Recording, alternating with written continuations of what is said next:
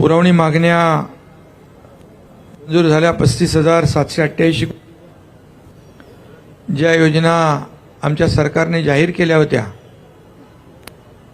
लाडकी बहीण योजना असेल, अन्नपूर्णा योजना असेल, बळीराजा वीज सवलत असेल, इतरही ज्या योजना आहेत या सुरू ठेवण्यासाठी जी आर्थिक तरतूद लागते ती तरतूद देखील पुरवणी मागण्यांमध्ये मंजूर केली।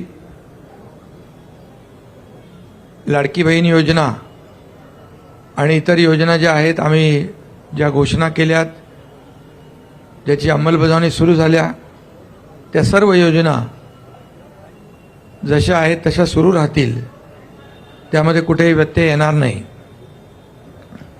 त्याचबरोबर राज्यपालांचं अभिभाषण सभागृहात त्याच्या बाबतीत चर्चा झाली, राज्यपालांचे आभार देखील मानले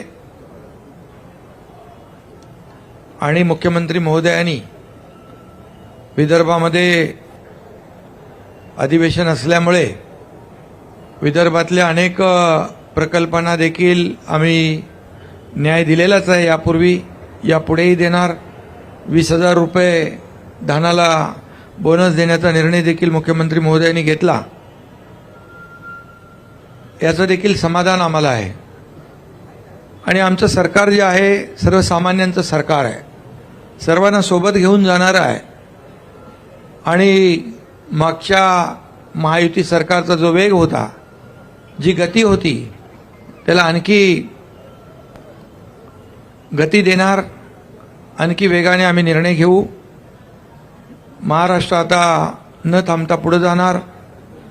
विरोधकांची संख्या जरी कमी असली तरी सुद्धा आम्ही त्यांच्या प्रत्येक ज्या आयुधाच्या माध्यमातून त्यांनी प्रश्न उपस्थित केले त्याला सरकारने उत्तर दिलं। महायुती सरकारने आपला शब्द देखील पाळला।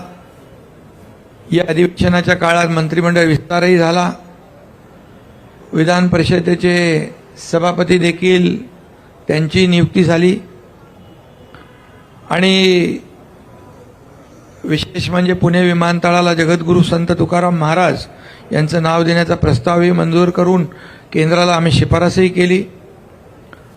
फक्त एवढंच आहे की अधिवेशन विदर्भात असताना विरोधी पक्षाने विदर्भासाठी जे मुद्दे उपस्थित करायला पाहिजे ते सभागृहामध्ये, ते दुर्दैवाने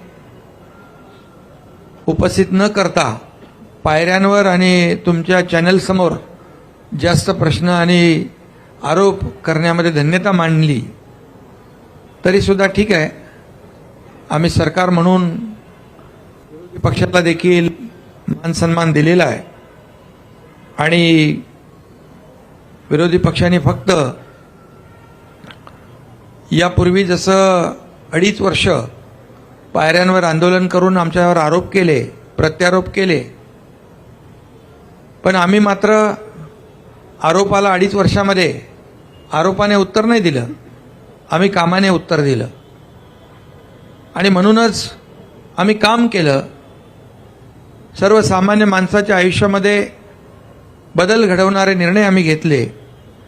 आम्ही टीम म्हणून तिघांनी काम केलं आणि लोकांच्या मनातलं सरकार आम्ही म्हणायचो, सर्वसामान्यांचं सरकार, ते खऱ्या अर्थाने काय असतं हे गेल्या 2.5 वर्षात आम्ही दाखवून दिलं आणि त्यामुळेच लोकांनी आरोपाला शिव्याशाप देणाऱ्यांना घरी बसवलं आणि आम्हाला लँडस्लाईड विक्ट्री दिली, मॅन्डेट दिलं। आणि म्हणून आमची आता जबाबदारी आणखी वाढलेली आहे की मुख्यमंत्री महोदयांच्या नेतृत्वाखाली आम्ही टीम म्हणून काम करणार आणि आम्हाला काय मिळालं यापेक्षा महाराष्ट्रातल्या जनतेला काय मिळणार आहे, त्यांच्या जीवनामध्ये काय बदल होणार आहे आणि या महाराष्ट्र राज्याचा चौफेर विकास कसा होणार आहे यावर आम्ही पूर्ण फोकस करणार आहोत। आणि म्हणून विदर्भात देखील गेल्या 2.5 वर्षामध्ये अनेक सिंचन प्रकल्प असतील, त्याच्या डिटेलमध्ये मी जात नाही। पैनगंगा, नळगंगा, इतर जे काही मराठवाडा आणि विदर्भाचे सिंचनाचे प्रकल्प गेल्या 2.5 वर्षात आपल्याला माहीत आहे की मागच्या महाविकास आघाडीच्या सरकारमध्ये सिंचनाचे 2 प्रकल्पांना सुधारित प्रशासकीय मान्यता दिली होती, परंतु आमच्या महायुतीच्या सरकारमध्ये तब्बल 129 प्रकल्पांना, सिंचन प्रकल्पांना 170 झाले, त्याला मी मान्यता दिली. लाखो हेक्टर जमीन ओलिताखाली येणार आणि शेतकऱ्यांना फायदा होणार. म्हणून हे सरकार बळीराजाचंही आहे, त्याच्याही मागं उभं राहण्याचे निर्णय आम्ही घेतले आणि अनेक निर्णय नियमाच्या म्हणजे जे नियम निर्धारित केलेत त्याच्या पुढे जाऊन NDRF असेल आणि इतर निर्णय असतील, आम्ही तेही केलं शेतकऱ्यांसाठी. गेल्या 2.5 वर्षात आपल्याला माहीत आहे, मी त्याची पुनरावृत्ती करत नाही, परंतु आदरणीय प्रधानमंत्री महोदयांनी 6,000 रुपयाची जी शेतकरी सन्मान योजना दिली, त्या 6,000 रुपये आम्ही टाकले गेल्या 2.5 वर्षात. 1 रुपयात पीक विमा योजना केली. मुख्यमंत्री महोदयांनी सोलर म्हणजे आपल्या सौर ऊर्जेवर भर दिला आणि शेतकऱ्यांना आता दिवसा वीज देण्याचा आमचा प्रयत्न आहे, तो आम्ही यशस्वी करतोय. आणि 7.5 HP पर्यंत वीज बिल माफ करण्याचा आम्ही निर्णय घेतला, तो लागू केला. आणि म्हणून जे जे निर्णय आम्ही घेतले त्याची अंमलबजावणी आम्ही केली, याचं समाधान आणि खूप आम्हाला आनंद आहे.